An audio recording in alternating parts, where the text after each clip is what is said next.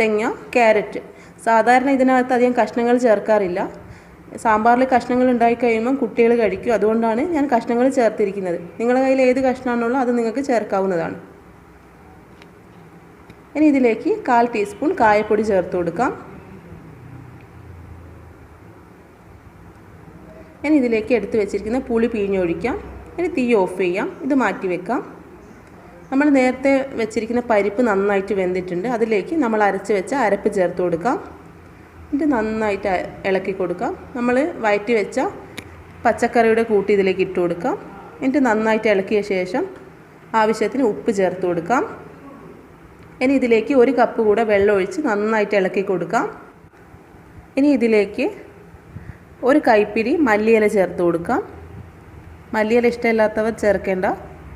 എന്നിട്ട് നന്നായിട്ട് ഇളക്കി കൊടുക്കാം. ഇനി കുക്കറിൻ്റെ മൂടി അടച്ച്